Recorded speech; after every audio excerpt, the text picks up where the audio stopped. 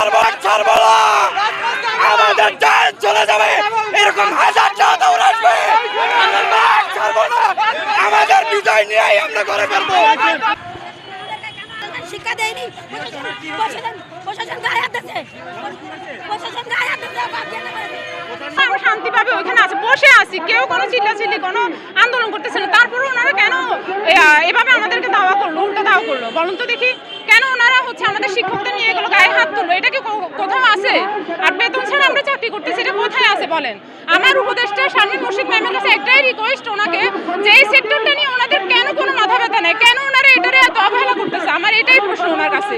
আর কেন উনি ওয়াদাবদ্ধ হচ্ছে, বারবার উনি ওয়াদা করতেছে, বারবার উনি এটা ভঙ্গ করতেছে, এটা 23তম আন্দোলন চলতেছে, তাহলে ওনার কাজের সাথে তো কথার সাথে কোনো মিলে আমরা খুঁজে পাচ্ছি না, ঠিক না? এইটাই আমার কথা। আমাদের 22তম আন্দোলনে বলছিল, আশ্বাস দিয়েছিল শারমিন মুর্শিদ ম্যাম, উনি বলছিল যে তোমরা আমার সন্তান, তোমরা জাতির ভবিষ্যৎ, জাতির গর্ব, তোমাদেরকে আমি তোমাদের মা, তোমাদের কথা দিতেছি, আমার কথা কখনো নড়চড় হবে না। আগামী 15 দিনের মধ্যে স্কুলগুলো এমপিওকরণ এবং স্বীকৃতি করে দিব। কিন্তু তার কথা সে কোনো রাখে নাই। সে রাষ্ট্রের মা হতে পারে না, সে জাতির মা হতে পারে না, সে সারা বাংলার, সারা বিশ্বের মা হতে পারে না।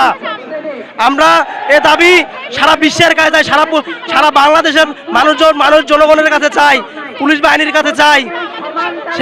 সে তার কথা রাখতে পারে নাই, সে জাতির কথা রাখতে পারে নাই। সে কুলঙ্কার একটা মা, সে মা কখনো আমাদের জাতির মা হতে পারে না। আমাদের